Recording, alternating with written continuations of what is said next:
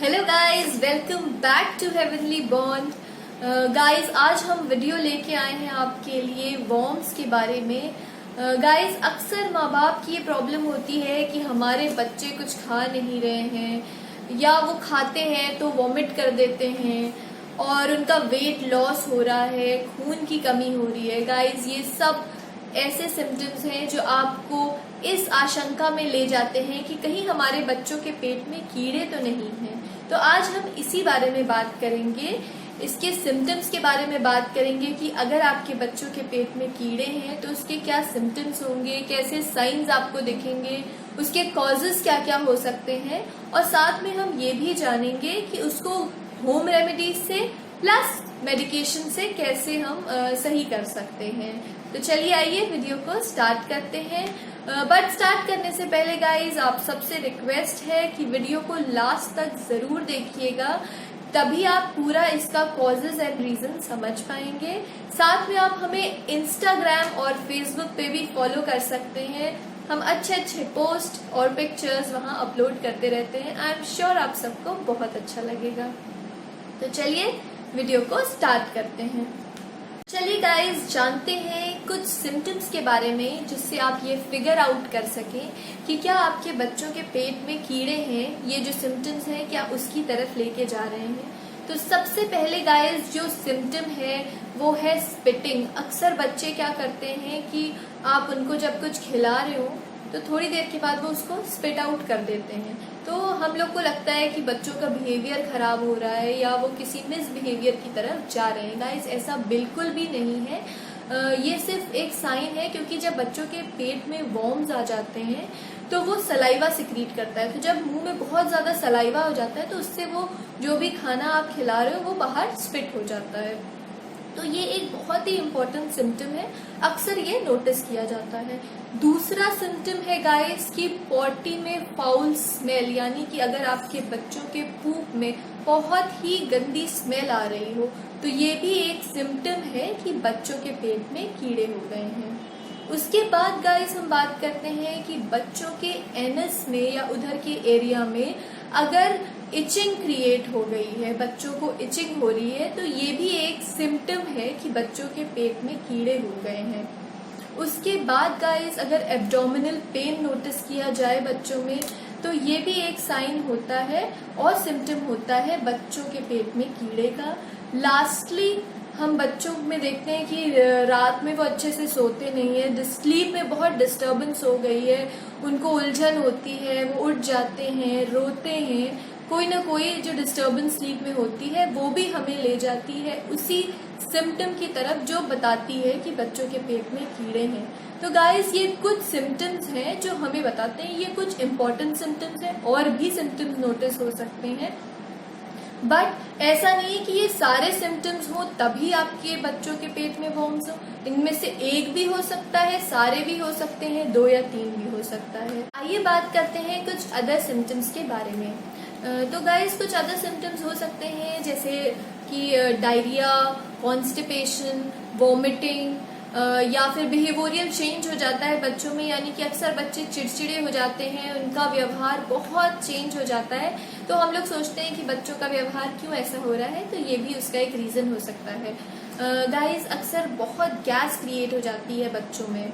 अब गैस को कैसे सही करना है, गैस के क्या क्या कॉजेस हैं, इसके ऊपर हमने एक अलग से वीडियो किया हुआ है, आप वो जाकर के देख सकते हैं। बच्चों में अक्सर वेट लॉस भी देखा गया है, ये हो जाता है क्योंकि उनको भूख कम लगती है, एपेटाइट कम हो जाती है, इसी की वजह से कभी कभार खून भी कम हो जाता है। तो ये थे कुछ अदर सिम्टम्स। अब हम बात करते हैं कुछ कॉजेस के बारे में।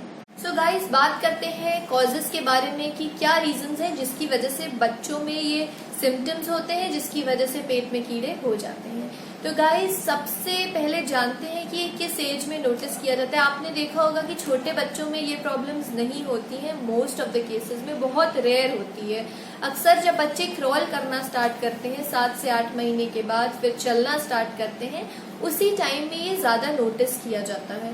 क्योंकि बच्चे जब क्रॉल करते हैं तो जमीन से कोई भी चीजें उठा के मुंह में डाल लिए, जमीन में सफाई नहीं है, या चल रहे हैं, कोई भी चीज मुंह में डालिए तो उससे, यानी कि आपको प्रॉपर हाइजीन मेंटेन करना सबसे इम्पोर्टेंट है। आपको अपना फ्लोर साफ रखना है, कोई भी चीजें इधर उधर नहीं रखनी है कि बच्चों के रीच में आए और बच्चे उसको अपने मुंह में डालें।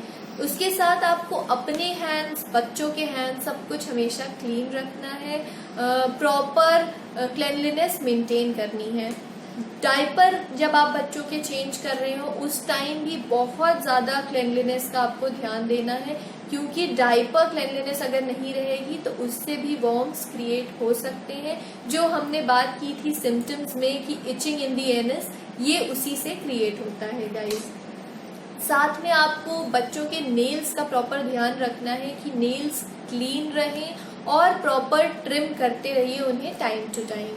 तो अगर आप प्रॉपर क्लेanलीनेस मेंटेन करेंगे तो अक्सर आप देखेंगे कि ऐसी प्रॉब्लम्स नहीं हो रही। वैसे बच्चों में कभी कभार प्रॉब्लम हो जाती है, क्योंकि यहाँ वहाँ बच्चों का कितना भी ध्यान रखो कुछ ना कुछ वो मुंह में डाल लेते हैं यहाँ वहाँ पड़ा हुआ, बट नॉट अ प्रॉब्लम। उसके लिए मेडिकेशंस हैं, उसके क्योर्स। आइए बात करते हैं गाइस मेडिकेशन के बारे में, क्या मेडिकेशंस देनी है इस केस में।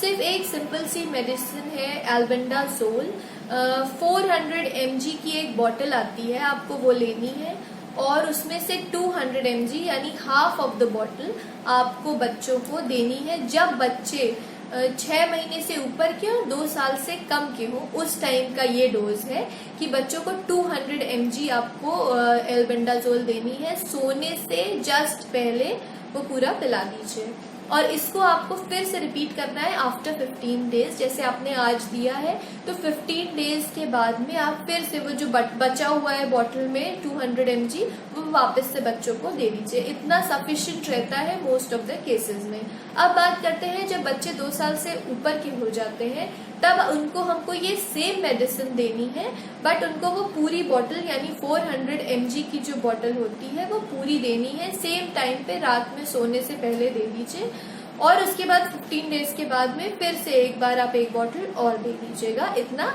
सफिशिएंट रहेगा। देने के साथ साथ बच्चों को कुछ होम रेमेडीज भी हम दे सकते हैं, घर पे ही आपको वो मिल जाएगा। तो आप मेडिकेशन तो दीजिए ही, साथ में ये चीजें भी दीजिए, वो भी काफी हेल्प करेंगे। तो आप बच्चों को कोकोनट वाटर दे सकते हैं, पपाया मैश करके दे सकते हैं, अगर रॉ बच्चे खाना चाहें तो रॉ दे दीजिए। साथ में कैरेट्स दे सकते हैं किसी भी फॉर्म में, कैरेट जूस बेस्ट रहता है बच्चों के लिए। उसके साथ टर्मरिक बच्चों के खानों में डालते रहिए, वो बहुत अच्छा एंटीसेप्टिक भी होता है, तो इसलिए ये हेल्प करेगा। तो ये कुछ होम रेमेडीज हैं जो वॉर्म्स का क्योर करने में आपकी हेल्प करेगी। सो गाइज, ये था वॉर्म्स के बारे में आपके लिए सारी इन्फॉर्मेशन। आई एम श्योर आपको इससे हेल्प जरूर मिलेगी। ये बहुत ही हाईली रिक्वेस्टेड था, बहुत से सब्सक्राइबर्स हमसे रिक्वेस्ट कर रहे थे कि मैम प्लीज वॉर्म्स के ऊपर आप एक वीडियो जरूर बनाइए, तो ये आपके लिए है स्पेशली और आप सबको बहुत हेल्प मिलेगी इससे। अगर कोई भी क्वेरी हो आप प्लीज कमेंट करके बताइए, हम जल्दी से जल्दी उसको सॉल्व करने की कोशिश करेंगे। अगर वीडियो यूजफुल लगा हो तो लाइक करना बिल्कुल भी मत भूलिएगा। साथ में अगर हमारे चैनल को आपने सब्सक्राइब नहीं किया है तो please subscribe to our channel. हम बहुत ही इंफॉर्मेटिव वीडियोस आपके लिए लाते रहेंगे।